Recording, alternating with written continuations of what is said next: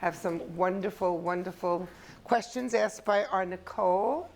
And everyone, this is Nicole Ryan. And for those who don't know, this is Jenna Wolfe and Rosanna Scotta. So, as Randi said, thank you all for being here in this lovely weather. These have been so fun, and it's been so fun to feature her shine. Oh, I forgot that's why we were here. Yes, we are here for Shine. This beautiful capsule line that she did. So we'll show some of those on some of the beautiful models after. But yeah, we just want to kind of get into it. We've just been learning different things about all these fun guests and their lives and their journeys and how they got to do what they're doing. And I don't know, I feel like I said it last time, but I feel like we always leave and I always feel inspired and just learning how everybody does their thing and how they all came up. So you both grew up, well, all three of you grew up very differently and in different places. You know, I know you grew up in the islands. The islands. The islands. You can only say it with that accent because it's very fancy. And Rosanna, you were a New Yorker. I grew up on the Brooklyn Island. You were on an Okay, island you too. were also on the Islands island. at Brooklyn. And I grew up in Long Island. The Actually, islands. I'm sorry, they weren't that different. They all grew up in islands. But, you know, I feel like that has to inform where you are now. Can you all just talk a little bit about how, you know, being born where you were and growing up, like the initial part of your childhood there and to now, how that was and just coming up with your career and Well, we'll go by proximity. So my island was probably furthest away. So I will start. I was born in Kingston, Jamaica, and I was raised in Port-au-Prince, Haiti for the first 15 years of my life. My dad had a chain of leather manufacturing companies in the Caribbean. And yeah, you're born on an island, so you are privy to just what is around you. You have only what is in arm's reach. You don't have any influence from the United States. You don't have any influence from, you know, the social pressure of making sure you dressed a certain way or you did a certain thing. And so I kind of grew into myself and spent the first few years of my life getting to know who I was without any pressure from other kids whatsoever, because it was kids from all over the world that was down there. And it really shaped who I was today. I ended up going into a career where there was just so many no's. It's like, no, not today, not now, not this year, not this job. Yep. And I think I built a really nice, healthy layer of resilience having been down there and sort of figuring out how to survive and how to live without all the, you know, the wonderful opportunities that you have when you're up here in the United States that you don't realize while you're down there. So for me, I credit so much of who I am today to having grown up just on an island where it's just really just you and your family. It was protected a little bit. 100%, 100%, yeah. Okay, what about you, Rosanna? Grew up in Brooklyn, and I don't know if you could tell by the accent, but it's kind of, my accent is who I am. Yeah. So I always wanted to shine I will kind of incorporate the word as much as we possibly can. Shine. Wanted to shine as a kid. I loved, you know, dancing and singing, even though I wasn't very good at it. And, you know, while I was growing up, there was a woman on the air, Roseanne Scammerdella, who was the original Rosanna Dana on Eyewitness News. And my family knew her from Brooklyn. They introduced me to Roseanne, and Roseanne mentored me.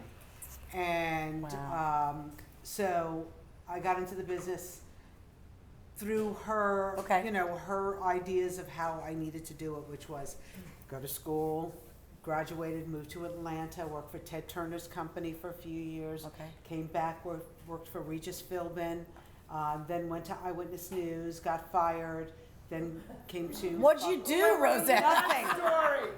You know, at the time, I really did nothing. I needed to grow up. I was, you know, in my 23, 24 years old, and my news director did not like the accent, and told me I, you know, needed to go to the vineyard and get my hands dirty. Right, exactly. Exactly. I'll never forget him. Anyway, so I did go to the vineyard. and then I went to speech coach because I tried to get rid of the Brooklyn accent.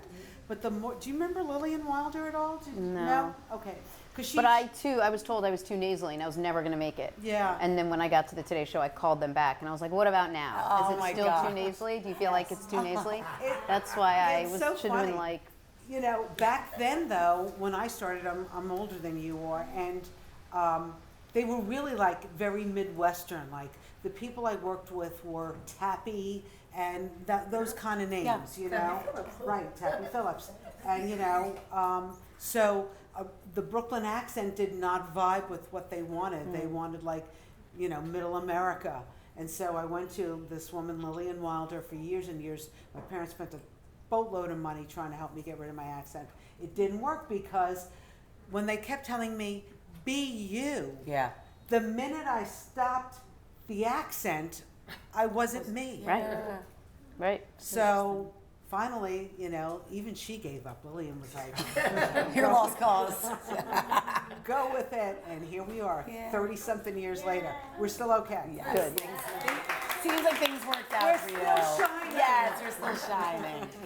And what about you, Randi? I grew up in a very magical family. It was just so wonderful. And I loved where I grew up. It was just a beautiful neighborhood of wonderful families. And came home from school, you got on your bike, you rode to throughout the neighborhood. And about 6 o'clock, come home, and you'd go home. And it was just a wonderful time. I think I lived in the best of times. And I grew up in a very interesting family, as you know. And it was just magical. I mean, I thought everybody went to theater and Broadway and dressed up and was fancy and, you know, went to every restaurant and every club. And, you know, my grandfather was the editor of the New York Daily Mirror. So he had tickets to everything. He was a newspaper man. So we went to everything. So I was exposed to so many things. So that being said, that had so much influence on my entire life going through. Even though, you know, it was very difficult because they didn't want me to be an artist that I was. They, you know, we patron the arts. We don't perform in the art. What are you kidding? But here I am. What would you say you were all like as children? Like, were you, like if one of your friends was to describe you when you were young and you're growing up, like, did you always, like, were you performing when you were young? Did you always want to be the center of attention? Sort of like doing what you do now, you are kind of always on a little bit. I think if you're doing what we're doing, it's woven into your DNA at a really young age, and it's just whatever path you end up taking is based a little bit on random choices, just because it's such a difficult, subjective business. I mean, I came out of the womb and everything was a microphone. I was storytelling from 2 years old. I mean, my parents aren't in the TV industry. My brother's a doctor. Like, there was no personality in my family at all. And I came out and I was like, I'm here. And it was just, I mean, I moved to the United States and I had a really tough time because I didn't dress like everyone else did. I didn't speak like anyone else did. I came from Haiti and they moved me to Chappaqua. It was like a culture shock. And I used to sign yearbooks. It was stupid, but I knew who I wanted to be, and I would sign it, save this, you may want to use it to prove you knew me before I became famous. That's amazing. To everybody. And I wasn't voted like most likely to succeed, and I wasn't voted most likely to be famous, and I wasn't listed on television. I was voted, and I wasn't voted best body or most athletic. Now this still haunts me to this day. I was voted class clown, which at the time I was like, oh, horrified. And now I wear it. I'm like, oh, I love it. It's who I am. I don't take myself seriously. I try to impart that on the children. Like, we're all going through this together. We're all a work in progress. Any mistake you make is just a way to learn something else. I mean, I am one big walking, talking Seinfeld episode, and I have been since the day I was born, and I really embrace that. No matter how serious my jobs are, I still approach everything with, if you can't laugh about it, it's going to be a pass for me. Yes, so agreed. that's sort of where I was. Yeah. What about you, Rosanna? You're like as a kid. Always a little outgoing and always loved to like stir things up. Okay. So, for example, went to Catholic school, very like strict Catholic school. The nuns were cloistered. My parents never saw my teachers' faces. They were always behind a veil. Oh my gosh. But I decided right before we were going to receive confirmation that I would get the class to agree we wanted to be Jewish. And well, Mom and Dad got called up. We weren't shining too much that day, but it was fun. And I did it just for giggles. Both a little class clowny. Sure, it worked. Wow. And I feel like you, like from what I know, because obviously we've done so many of these and they've been so much fun, and I feel like I've learned about your childhood from doing so many of them, but I feel like you did, like you were this little princess, like you got dressed up by like your parents, and you were just kind of like, here I am, kind of. Definitely, without a doubt, but not knowing that that was going to be my life. I was a concert pianist. I was a musician from the time I was 3 years old, 4 years old, dancing around the house.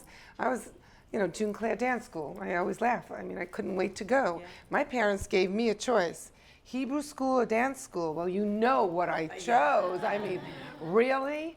No, my whole life was dancing and performing. When I was like 2, they used to say I took my blankie and put it on the floor. That was my stage, and I would perform. And I would always dance. I was dancing around the room, and I loved it. Can you remember your first time, like your first moment on air? Like the first time you were sitting in front of a camera and it was like lights, camera, action, and like what did that feel like?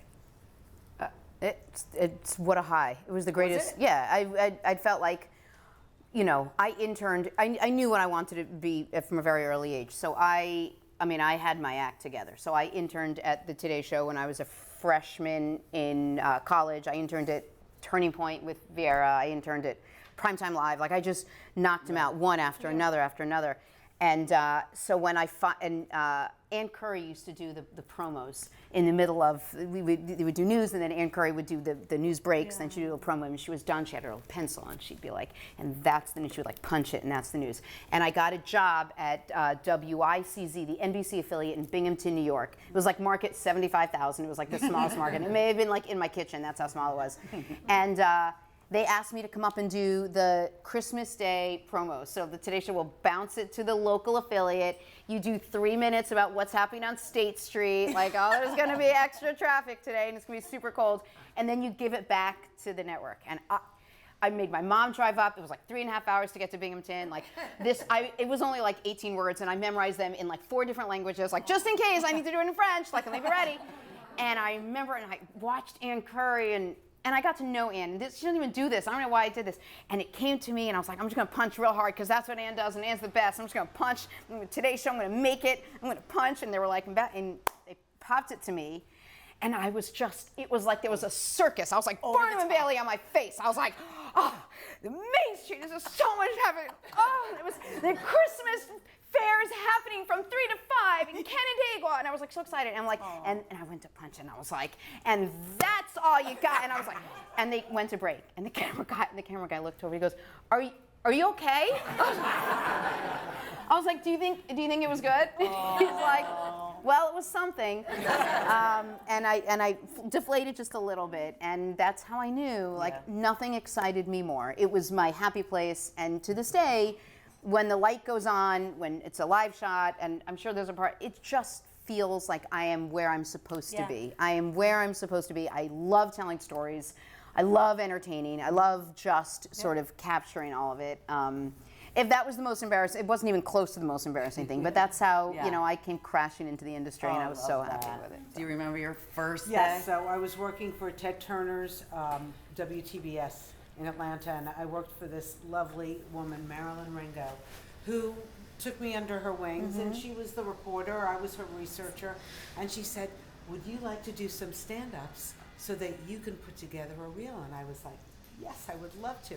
And I'll never forget it. We were in San Francisco, and there were the trolley cars. Well, it's not that easy to do a stand-up if you've never done it before. Yeah. So I had memorized in my head what I was going to say, and it took like 50 times. Yeah. And every time the trolley car would come by, people would yell out crazy things to me. Like people would pull my hair, they would grab whatever I had. And I saved the tape just because it's so funny. It's amazing. And that was my first experience. But no butterflies? Like, I feel like the first time I was like on the air, at least radio, and I didn't even have a camera on me, I was like shaking. Yeah, no, of course. Nervous. Okay. Yeah, Of course. nervous. Wait, can I just say one thing? I was nervous. I was nervous when I got my second job in Rochester, and I went to cover a hockey game, and the producer called me right before and he was like, "Are you good?" I was like, "I'm great." He's like, "Well, it's really packed there. You know, don't forget, like, standing room only. Make sure you remember that. Make sure you mention that." And I got on there, and I was so nervous, and I was like, "I just have to do whatever they said." And I got on. I was like, "It is so crazy here." Even Stanley Ramone came, like, not knowing who it was. I was like, "This guy told me to say it." The show ends and he calls me. I was terrified. I was like, all you have to remember is that Stanley Ramone is there. No, who's Stanley Ramone? I'm like, I don't know. Who's Stanley Ramone? You told me to mention it. She's like, standing room only. I was like, standing room only. I'm like, that makes way more sense. That is something my mom would do. That makes more sense. But like I did that all the time because I was so nervous. I was like, I mentioned him, right? I mentioned Stanley Ramone. Like I thought it was some local politician that was like at the game. So yes, of course, we were always so my nervous. favorite thing. I mean, obviously you've done television, being a very successful designer, but I mean, also like you said, you were a concert pianist. You remember the first time, like being on stage, and were you scared? Were you like, no, I'm meant to be here? Like, The first time I was on stage, performing, I just came naturally. I was a baby, so it's something like 4 or 5 years old. I didn't know to be nervous. Yeah. Does that make sense? No, yeah. I was more nervous as I got older and knew to be nervous. Like the stakes As were you high you know, that was a different story. But no, when I first, no. okay. Do you guys attribute to your big breaks to anyone or anything? Like, you know, you said you like have mentors, but was there like a moment when someone offered you something, or there was an opportunity that they came back, about that you were like, oh my God, this is it. This is it. I didn't have a person. Okay. I didn't have anyone I knew in the industry. No one made a phone call for me. No one helped in it. Not that they didn't want to, but I didn't know anyone. I worked my ass off. I made phone calls day and night. I had a map of the United States in my bedroom in my apartment in Binghamton, and I would send out, we had tapes at the time, no reels, right? VHS tapes, and I would stay at the local affiliate, and I would shoot, put together these reels, and I would send 3 tapes out a day and pin with like push pins and different, and I would no, and it was like always no, and I got 69. I have 69 letters that said no, and I just found them the other day for whatever reason. So it. And my God, for so many, 9 out of 10 people would be like, this isn't for me. The world is telling me no. It's no across the board. And I never saw no as no. No was always like, okay, not now. And it had to be. So for me, it was just this like grit, I don't know where it came from, because I mean, right now I'm like, it's not worth it. Like, forget it. I can't. Fire when you're younger. Oh, when you're young, you've got a fire in your belly, and if you want to be in this industry, you have to have thick skin. You have to want it badly. You have to work harder than everyone else, because the minute you step aside, there's like 800 women that probably look just like you. I was a sportscaster that were like, I'll do it, Yeah. So for me, that was probably it. It was making the effort to do it. I just say, like, I still work like that every single day. You do. And I look for new opportunities, and I got a few in my back pocket that I'm working. And there are times I'm totally exhausted. Yeah. But I know I have another goal. Like, I set the goal line different every year. And being in TV news is not easy, especially for a woman. Getting older, but I think we've had so many great people before us who've kind of opened the door that we're now like pushing it all the way open, and we're able to do what the men have done for years and years and years, which is grow old on the air. Yes. I feel like that you do all have that in common, though, because we said, you've worked with people, you've had mentors, but I mean, even you always say, Randi, it was like you were just like making clothes, like just like for fun, like you had it inside you. It wasn't someone that made a call or did anything for you. And I never think I make it. I never thought I made it. All the time. I don't think, what's next? I never can ask the people who are around me. I just don't. I'm like, no. And look, like I always tell you, right? I clean the toilet, and I'm not joking. I mean, nothing is beneath me, and I'm always doing it, and everything has to be perfect. And maybe because that's one of the things, I'm a terrible perfectionist. Yeah.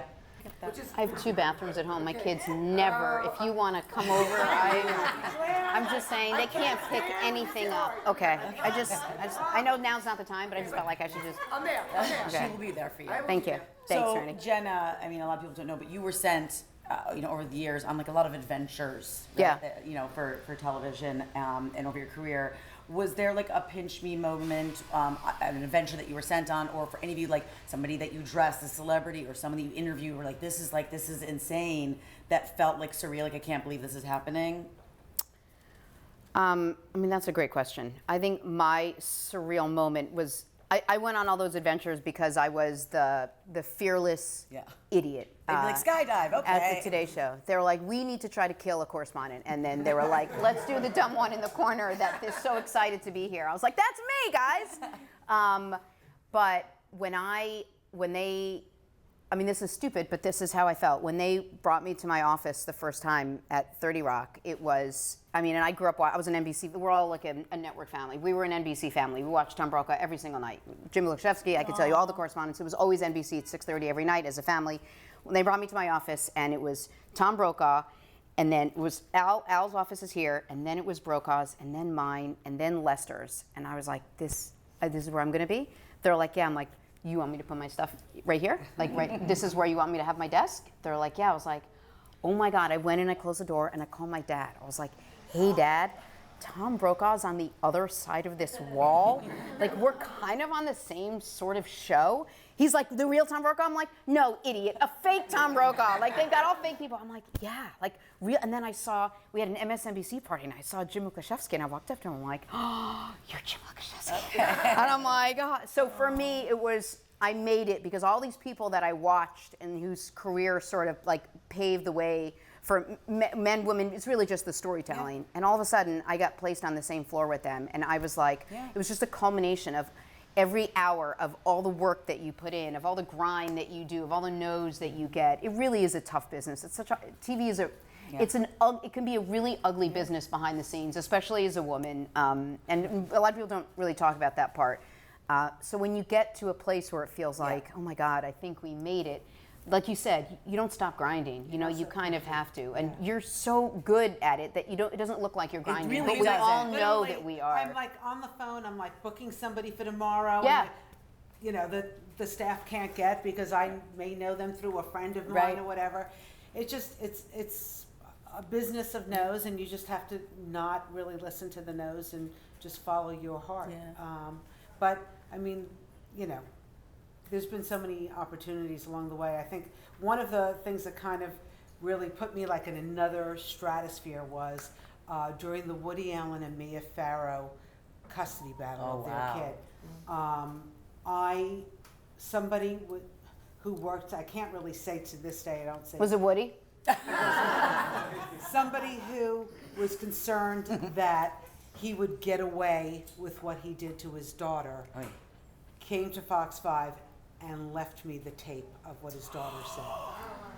And so I was the only one who saw it.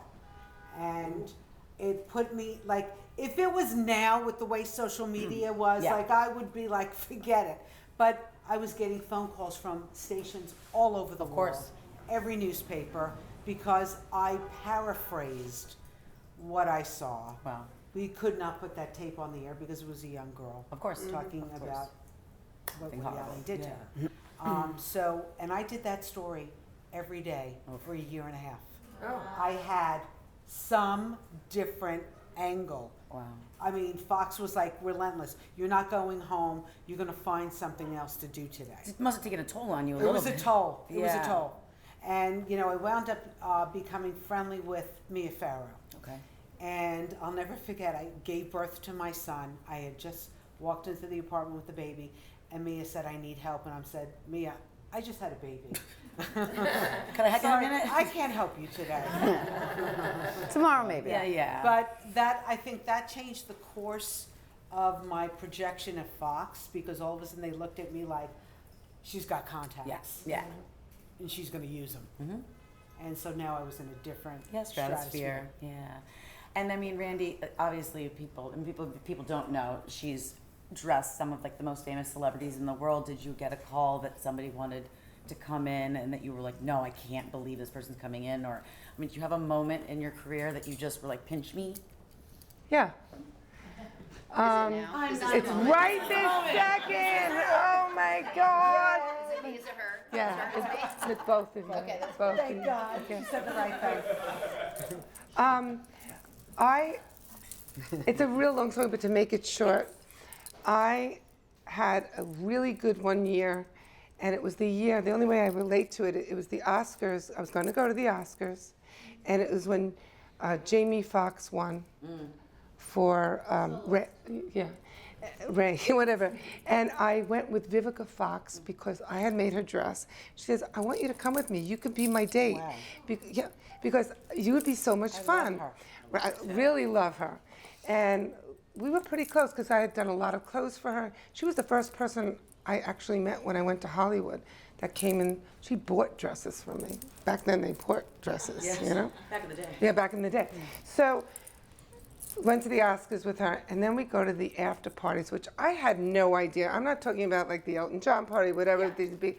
I'm talking about, it's gonna sound funny, it was P. Diddy's party at Koi. Forget that it was him, okay? It was for Jamie, and everyone that I had dressed that year was there. That's incredible. Like Mariah, okay, and Janet, Beyonce wasn't there. Mariah, Janet, and Vivica. But what was so wonderful is that they were fighting over me. It was like, I have Mariah Carey and Janet like fighting over me. It was like, it was unbelievable. And then I met a sort of new hot group, Fergie, and then I got to dress her, and it was like, and I was in my element, not because of the clothing. I was with fellow musicians. That's really where I would have rather been if I could have. But that was a pretty pinch me moment, and you know, that was really great. Would you guys say that your personal life ever affected your work life, like your career? Did you ever, feel like it was hard keeping the two separate? You know, so when you're in the public eye, there is sometimes interest in what's happening behind closed doors, and and your home life and your family life. Did you ever find them conflicting? Or a moment when it was like, ooh. Well, I. Well, I came out on national television. The NBC came to me and asked if I wanted to do it, along with People magazine. They decided to do something with it. They did it very, very, it was with a lot of decorum. It was wonderfully done. Yes. And at the time, I was dating Stephanie Gosk, who also worked for NBC. So it was, and I was also 3.5 months pregnant. There was like 37 messages in that one. I was like, hey, I'm gay, and I'm dating Steph, and I'm pregnant. Matt was like, was like, and I'll never forget, it was a lot of hemming and hawing, and at the time, my agent was like, oh, you sure you want to do this? My dad was like, are you sure you want to do this? I mean, your life's going to change forever. I wasn't hiding it. I just wasn't out in public. And I was like, this is the life I've chosen. Yeah, this is who I'm going to be. If I can't do what I love to do, knowing and being who I am, I'm not going to do that thing. Because this is who, I get one body. Like, I can do anything else, but this is who I am. Yeah. So I did it, I said it, and I remember it was the longest walk ever back to my office. You guys remember the office between Tom Brokaw and Lester? It was the longest walk back, and I was convinced there were going to be, like, my phone was going to have 1 million messages on it, and it was going to be like this and that and so much hate. And I was so scared. That's what I was worried about. And I walked, it took me like 10 minutes to walk all the way back, and I got there, and I closed the door, and I sat down. It was one red light. And I was like, okay, well, it is what it is. Here we go. And it was just one person, and it was this woman who was crazy, and she called me all the time and had nothing to do with anything. Nobody called. It was amazing. I was fine with it. Yeah, and I never got any vitriol. I never got any of it. And it was, listen, it was still 10 years ago. Yeah. No, more than that. It was like 12 years ago. So we were where we are today. Yeah. And so I was very happy about that. And that was the only time I thought that my personal life might come into play with what I did on the air, and it sort of never did, which I was very happy about. When you're growing up in the business, I was a single woman, got married, had kids. Yes, there's plenty of times that your personal life becomes part of whatever your everyday life, and people want to know about you, and especially now with social media, I always tell my kids, get that off, because it'll be there forever. They don't understand that. But yeah, I think it's hard. But it's funny, things that I thought might be detrimental for my career it kind of makes you more interesting. Yeah. It definitely Yeah. does. You know, and I think that people can relate to it, and you know, listen, not easy to go through some of the stuff, but you do. Yeah. And you know, Yeah. life goes on. Yeah. And I think that's why people love morning television so much, because they're waking up, you're on the couch. They That's feel why like they they put know you on you. a couch. There's a relationship. You have to give. Yeah. You do. You have to little open bit up a more little than, bit. than nighttime is. Yeah. Right. Yeah, Absolutely. Yeah. What about you, Randi? Anything that you ever? She's like every day. My whole life. Yeah, I think it was very hard. I was a single parent, very young, and it was hard. It was very, very hard. And I was torn between trying to do what was right and trying to make a living at the same Coming in, time. putting a smile on your face. Yeah. Or maybe, So I think that was the most difficult thing for me, you know, and it took its toll. Yeah, I mean, just to piggyback off that, I mean, when I started doing the radio like 20 years ago, which is like scary to say, but I remember my boss being like, everybody, you need to like be young, you need to stay young, you can't ever get old. And then when I said I was gonna get married, he was like, no, you can't talk about that. Then I got pregnant and he was like, oh, your career's over. And I was like, first of all, this is an HR issue. I didn't say that, but like, it was. I just kept my mouth shut, but you know, it was like, and I felt the same way. I was like, people are invested. They know me. They love me and the boys on my show, and they feel like they're growing up with us. Like, why am I going to hold that back? So I just told him to kick rocks and did it anyways. But, Kick rocks. It's not easy.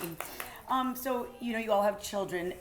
Do you feel like there are specific, like maybe one lesson or something specific that you always try to like hammer home, or that you hope sticks with them, like something you tried to teach them as they're growing up? I mean, obviously that's like an encyclopedia of them for me, but One thing? I mean, is there one specific thing that you're like, this is one we really push in our household? Or Listen, I can only speak for me. These kids live in an age right now where they're, at least at school, there's a lot of competition. Like they're trying they don't like making mistakes. At least my children don't. And I'm really trying hard to, mistakes are great. Mistakes are okay. Mistakes are welcomed. Mistakes are the only way you learn. It's the only way you learn when you don't do something well. If you do something great, you didn't learn from it, you just did great. Now it's time to move on to something you don't do so great. With a math problem that they get frustrated with, art projects. Oh my God, so many art projects. They're like, this one's terrible, let me start over. I'm like, no, that is great. Now figure that out. We don't get mad at mistakes, is what I say all the time. We don't get mad at mistakes. Like we just have to learn from it. So, but I think it's a lesson for us too. You know, all the mistakes that we end up making. But mine are little, so I think my message might change as they get a little bit older. Like, don't have sex, but it's just right now. Be gay. Right now, it's just shine. Just shine. Be you and shine. I'm just going to say, you know, now with the way the world is, there's so much pressure. Everybody works so hard. It's 24/7. I remember like growing up, you know, job was Monday through Friday and somewhat 9 to 5. It doesn't exist anymore. And so, you know, I have 2 kids and they're, you know, in their 30s, and you know, I just say to them, you guys have to take care of one another. You guys have to find the time to be with one another and find those memories. We did that with my family. And now I see as I'm older, it's harder to do that. So. Same thing. I think it was trying to keep family together, which in this day and age, just it's not the same. No. It's definitely not the same. Like, with our devices Totally and, disconnected. And I think that is so sad. It is sad. You know, so, but it is their lives. They're grown men, you know. Of course. So, oh well. I don't think I'm ready for that, but I know. a little time. So let's like lighten it a bit. You obviously have, I'm sure, had a string of bloopers or moments, and you were like, oh no, Stanley, who was he? Stanley Ramoni. Stanley Ramoni is a really good one. But one, like, I mean, if someone was to like pull a blooper reel of you, is there anything where you misspoke? You're like, oh no, because I have a million times. A million. I mean, how many do you want? I don't know. Just give me one good one. Give me one good one. I have so many of them. I know Stanley Ramoni's pretty good. I was a sportscaster, and Pete Harnish was a big Mets guy. He was on the mound, and if you look at Pete Harnish in a teleprompter, it's PETEHARNISH. So if all the other letters go away, all that's left is Penis Pete. And I And it was early on in my career, and I said, penis Pete's on. I have the video. I was like, penis Pete's on. Penis Pete, penis, penis, penis. And I said it 6 times. And it was so awful that the mayor in Binghamton called the station and was like, please don't fire her. I felt for her. Me and my wife were sitting there. I mean, the mayor of Binghamton is like my son. I don't even have a son. And it was horrible. And I just kept saying it. I'm just like, penis, don't say it. Penis, penis, penis. Oh my God. So it was, but The that. teleprompter's a bitch. The teleprompter is really something else. But that was the first time the main anchor was Steve Craig, and he came up to me afterwards and he's like, kid, if you're gonna let that crush your dreams, then it's gonna be a long career for you. He's like, you gotta laugh it off. And I've been laughing it off because I have done that. I interviewed, it didn't stop there. I was at the Today Show and we interviewed Dr. Janet Taylor, who's like the resident psychologist who comes on the show all the time. And I was telling her the story before the break. My name is Jenna, and when I went to college with a guy named Bobby Talia, and if I married him, I'd be Jenna Talia, and it would be so funny. It's so funny, right? Don't tell that story right before you go on the air. So we were done, and I'm wrapping it up, and you say thank you to everyone, and I said thank you so-and-so, Dr. Genitalia, thank you so much, and we'll be back. You can totally Google that. I'm going to. Google it. I It's will. exactly what I said. And I said it just like I did penis. I was like, genitalia. She's like, you said it already. I'm like, okay, that's great. Lord. Went to break. So I apparently have a lot of sexual innuendo. I Yeah. don't know why I'm harboring such all right. thoughts, but anyway, that's what I thought. That's pretty hard to top. No. Yeah. So we were not on script, and we were talking about health issues, and we had a doctor on, and she said the soy industry does not want it to be labeled as milk. Okay. What should you call it? So I'm like, well, I don't know, soy jism? And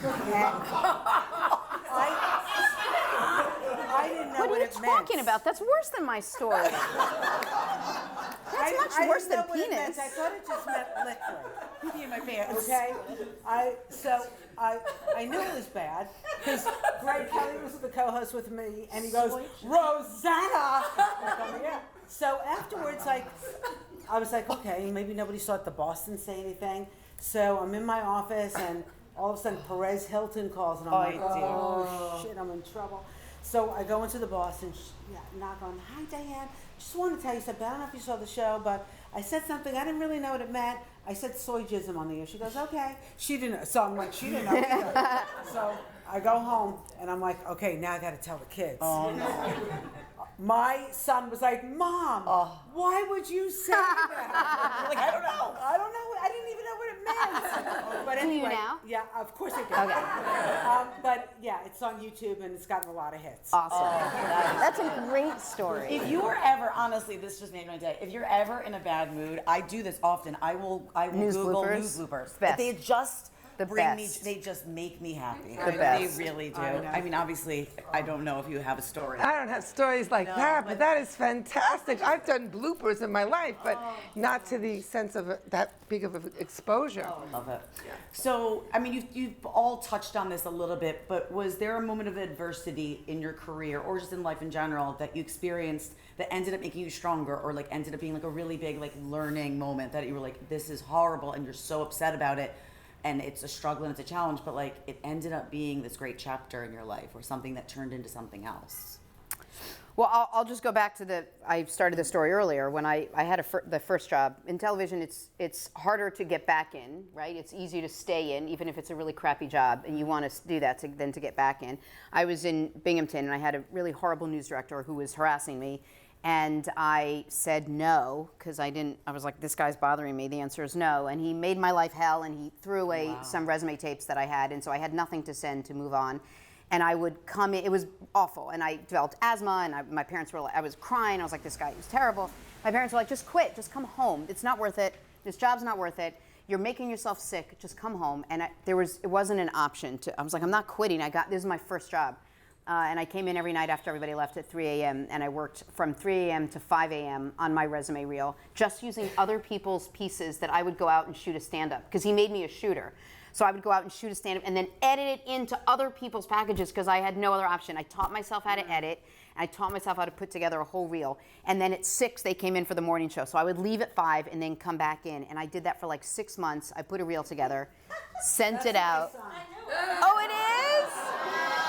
Oh my God, that's awesome! Tell him to come in. Yay!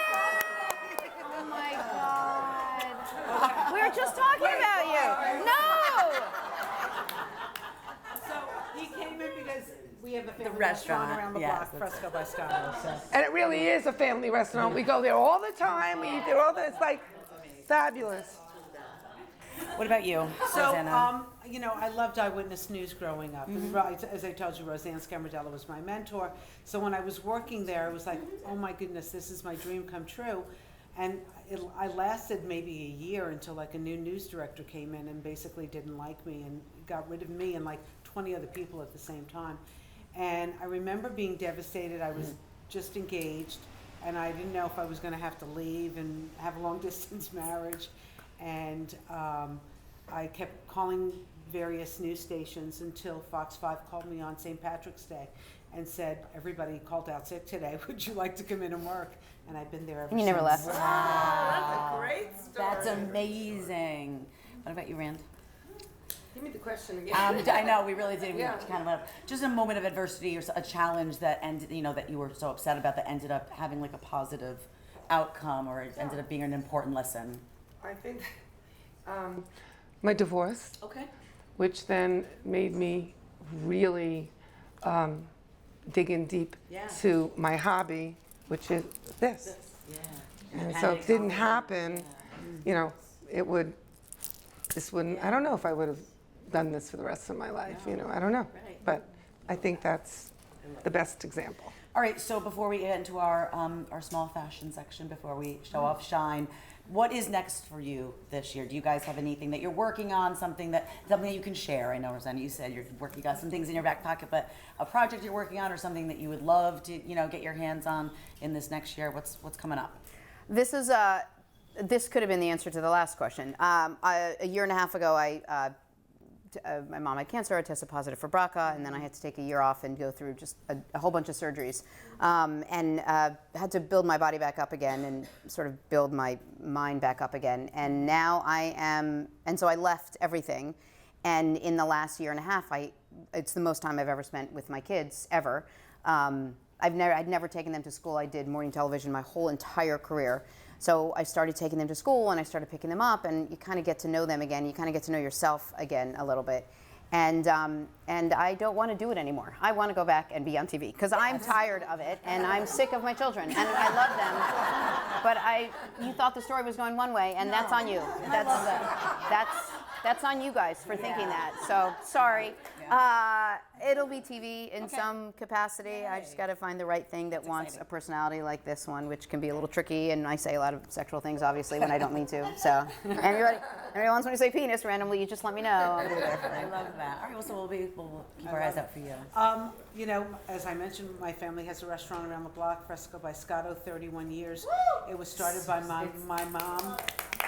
And it is so good. Thank you. So And so Mom has kind of taken a back seat. My sister moved to Dallas. My brother moved somewhere else. And so now it's my 2 kids, my son and daughter, and myself who are running the restaurant. And they have great ideas. And we're hoping to expand and, change it. Change it. And change is hard. it is hard and scary. And scary. But we're going to do it. I think it's more grow it than change it. Yeah. Grow it and change it. Because it is But you have to fabulous. change. Thank you. It's great. And we do like all these little fun Yes, pop-ups it's so much fun. that my kids talk. You know, they're doing it. We got like this thing with Max from Dancing with the Stars coming up in a few weeks. Nice. He's bringing dancers, and we're going to drink vodka. And so we're doing fun, different things. I love Yeah. doing vodka. I mean, I'll come. I was like, I wonder if she means real vodka, because I'd like to do that thing too. Yeah, it's real We have a good vodka. old time. And I mean, are we going to continue Shine, Rand? Or I know you've talked a little bit about some like jewelry stuff that you wanted to do. I'm in the process of developing a jewelry line that I've been doing that is really interesting. And the problems is right now is I can't make it in the United States. There's no factories or places to produce yet here. So I have to do part of it overseas, and I had to switch because of right now the tariffs and things that are going on. So I'm having a little bit of problems producing it. But I'm hoping that that will be soon. But in June, we're having a big sale, and we're going to put it into this beautiful place. So that should be fun. Interesting. We'll be there. We'll be there. Okay, so let's talk fashion a little bit. Promise it won't hurt, Jenna. Promise. Why Jenna? Okay.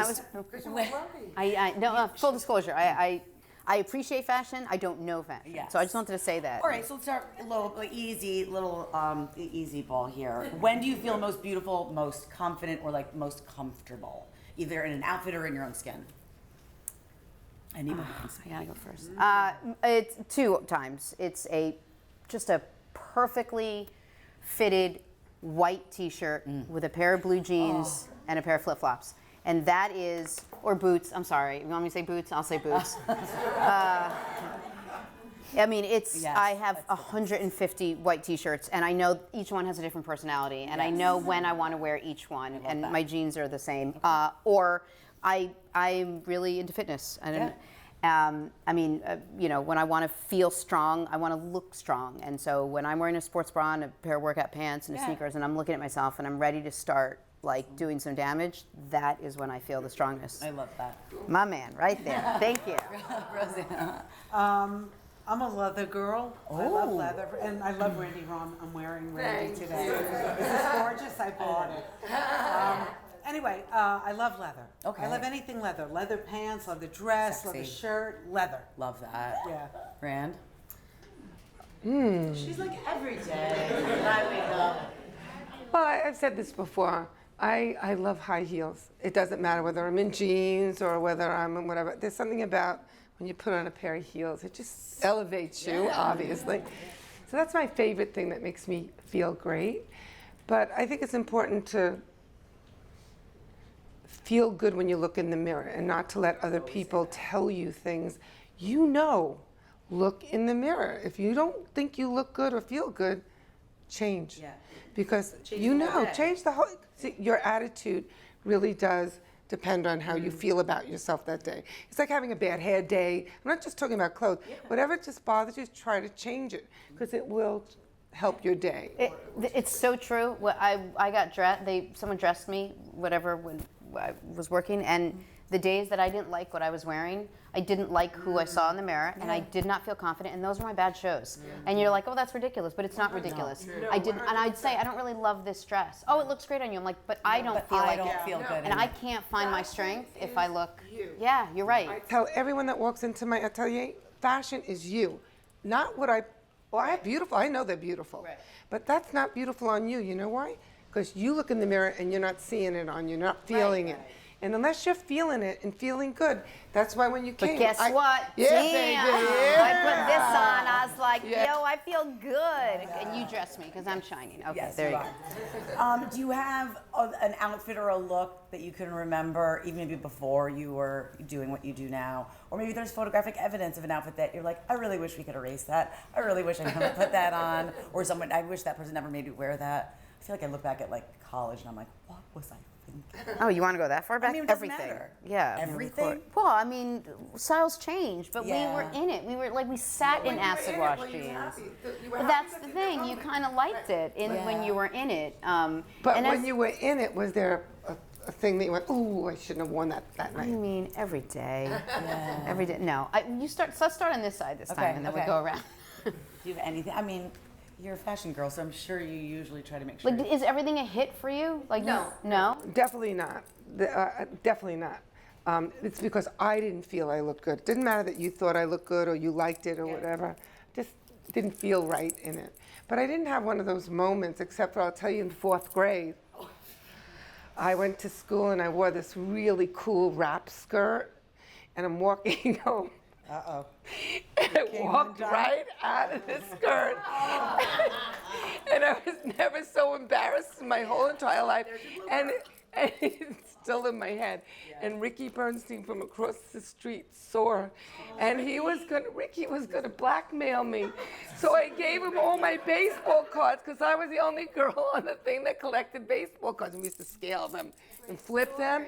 And I gave him all my baseball cards to like keep it quiet. That he saw my underwear. He saw my underwear. At least you were wearing underwear. Thank God. I was in 4th grade. We're not talking now.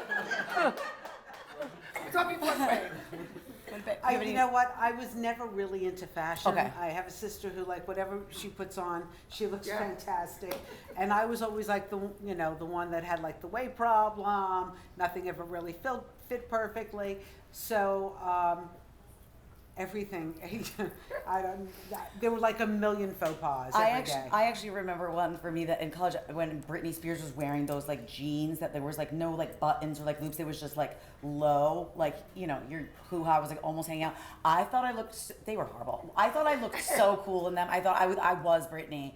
I wasn't when I look back. It was like I wish I could burn those pictures. Of course. It was Of course. horrific. They put me in what looked like a tablecloth for the Kentucky Derby. Okay. I mean, it was like. I'm not joking. I'm not joking. What I about the hat? literally. Was the hat horrible? I had a hat that could have served a party of 12. It was so big, and it was me and Bob Costas and Lazarus, right, the president of NBC Sports, and I looked like freaking clown, and I was like, oh God, I look ridiculous, and I knew I looked ridiculous, and they were like, this is the outfit. I'm like, are you sure? It's not. This is the outfit? And I had to go live in the mud, and it was just the whole thing was a disaster. All right, 2 more things, then we're getting to shine. Do you have something that's been passed down to you from like a grandmother or a family or a friend that's a piece of clothing or maybe something in your home that's like super special to you? It's such a great question. I wish I had a great answer. I have my grandmother's ring. Okay, that's all I have. it's amazing. That I wear, and I'm a minimalist, and so I. Did she leave that for you or to you? Yeah, and then I named my daughter. Her name is Estelle. And when you want to hear a really funny story? I'll tell it super quick. I promise this is one of the best stories you're going to hear today.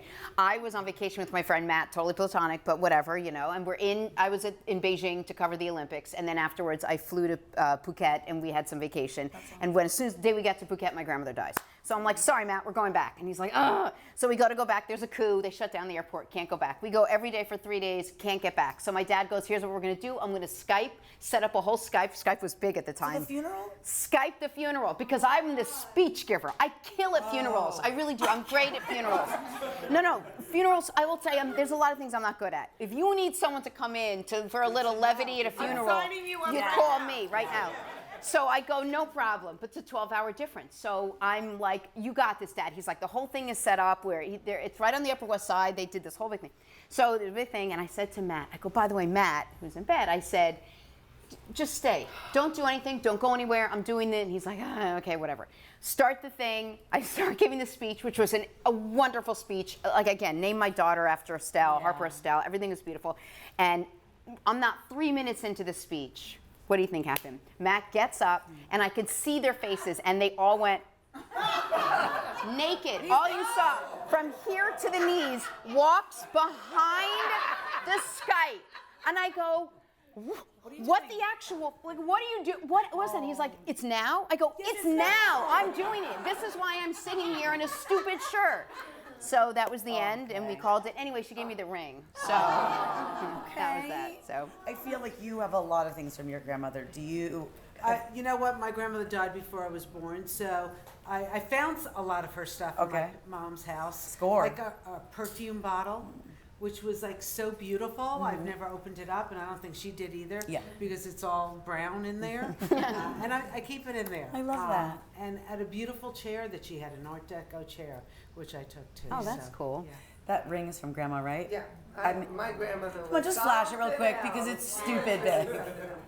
So I have a lot from my grandmother. She was reason how I think I'm here, in this thing. She was all about fashion and jewels and things and pretty things, and I have a lot of it. I have a lot of her clothes. I kept a lot of her clothes, shoes, a lot of her bags, a lot of her jewelry. I mean, she was amazing. She was quite something. And finally, just who is like your fashion icon or someone we've just been ending, someone that you see on the red carpet that you're like, I want to look like that, or that I love their style, I love the way they dress. You see them in the tabloid, you see them on the street, even if it's not someone famous. Oh, her? No, you start with her. Oh, okay. I'll start. Okay. Thank you. All right. So if we're talking today, I think Zendaya is just the ultimate young fashionista that exists today. I think she's amazing. But back in the day, I would say people like Grace Kelly and Audrey Hepburn, they knew who they were. They weren't in all these, I'll call them fads. Yeah. They wore fashion, and fashion is, which I said before, you. That's what fashion is. They were comfortable. If you look at what Audrey Hepburn, it was the same, almost the same shape. Every designer made for her. Didn't matter it was Givenchy, it didn't matter it was Yves Saint Laurent. They were wearing the same shape because she knew that was and made it comfortable. And I always say, fashion is like a wheel. You just know not to put a four-wheel drive wheel in a Porsche. Right. You know, it just doesn't fit. You have to know, who you're dealing with.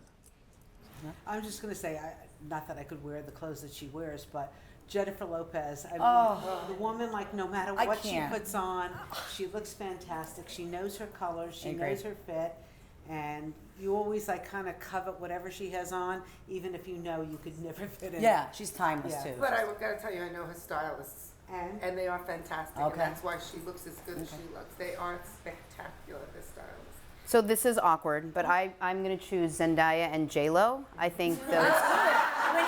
When you first went like this, I was like, is Randi your fashion?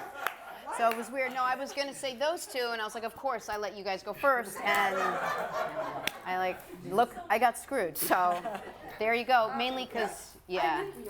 I know. Yeah. Well, you are amazing. Thank you. This has been incredible, and I just thank you so much for just hanging out and talking. To look at some of our shine, and we've got the amazing. So I'm going to introduce somebody who could have helped these ladies when they were on television. One of the best stylists I know, and he's also a wonderful commentator many times on the red carpet, George Brescher.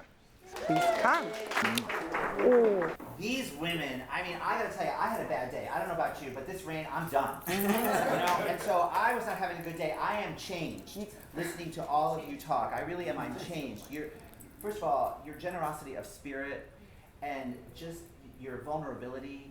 I'm just so inspired and so jacked up. I mean, I just feel really different and really good. So thank you for revealing yourselves and being so wonderful. Randi Rahm, I've worked with a lot of people, I gotta tell you. Randi Rahm, a lot of designers. Randi Rahm is the real deal because Randi really understands everything there really is to know about a woman, how she feels and what women go through, and makes clothes that just really flatter a woman in every way. And then when she works with women, she works in a way that just allows them to shine, which is very appropriate for this capsule that she's created. And she has all these beautiful couture dresses. They're all wearing couture tonight. And Randi, she makes beautiful bespoke couture clothing. And then she's like, let me have everybody be able to play, because not everybody can do that, right? So I'm going to make a little capsule line that incorporates clothes for every woman and just allows them to feel incredible and feel like a star. For her to do sequins in color, you don't see that. Yeah. You see gold and you see black and you see silver, and we've seen that, and that's exciting and it's beautiful. So Randi does that, and she does it beautifully. But then to do orange and to do pink and to do incredible colors and sequins, and then to do it on a stretch fabric, which is so flattering, and then to size it because it's SML, right? Yeah. So we call it jump sizing. So you wear it and these women look incredible. So we're going to bring our models down. We're going to start. I'm going to show you a few pieces. We're going to start with our piece. I mean, you watch these beautiful girls come down the stairs, and I feel like a pretty girl. Oh, here he goes. Isn't she beautiful? Look at this. And then this gorgeous top. Now listen, you know what? Janita's a tall drink of water and she's beautiful, right? You gotta look good coming down and you gotta look good when you walk away. You gotta give them something to look at, right? But look at the neckline in the front, which is so flattering. That V, see, Randi knows, right? The V neckline, super flattering, elongating. The beautiful 3/4 sleeve, so you can do the arm candy if you want to. This beautiful stretch pant, which is nice and flowy and drapes a little bit on the bottom. And then when she goes to the back, you have the beautiful ties. So it's great. Now, what's really cool about this, and this is for you, Miss Jenna, because you take this pant, you wear one of your little white t-shirts, you throw on one of your little leather jackets or your denim jacket, and even a little pair of sneaks or your flip-flops. How about them apples? Yes. And then you can do the top. How about a little pair of jean shorts and a little wedge? And maybe you're going to a little summer, cocktail party and you want to be like the cool girl. Yes, very Sex in the City, I live. Right, thank you so much. Now we have Freya, right? Isn't that fabulous? What a fabulous name, Freya. Ladies and gentlemen, I feel like she's a singer. Freya. Okay, how about this dress? How about this color? In sequins, to find a color like this, come on. No one does this. So good. The neckline, amazing. Let's talk about this armhole. Now you're saying, George, what's the big deal? No, bra friendly. She looks good every which way but loose. And look how it hugs the body. The 3-tiered belt, gorgeous. And this midi length is fabulous. We're seeing a lot of these midi lengths. What a flattering length. A lot of women are like, wait, does it cut me off in a weird place? No, it's elongating and it hits at a very flattering part of the leg. So it's really, really a great silhouette and everybody can wear it. I love it. Thank you. All right. Miss Ashley, I love this dress. Wow. All right, this is so pretty. This is the Aja. Yes. Okay, so here's what I love about Randi. She enables you to be sexy without showing anything. So all of these straps are super sexy, but we're not doing a major cleavage, right? We're not doing anything that's like too risque, but it's just really sexy, but you feel confident in it. She can move in it, and I love this color. It's so beautiful. And the back and the belt, the drapes, gorgeous. Again, that stretch fabric. So this is what I call glamour, but yet accessibility. Everybody, the price points are fabulous. Check it out. It's all hanging here in on these racks. Go to Randi's website. These dresses are gorgeous. Ladies and gentlemen, Randi Rahm.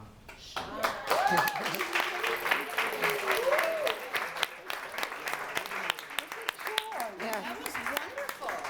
I want to thank everybody and especially my guests and my guests.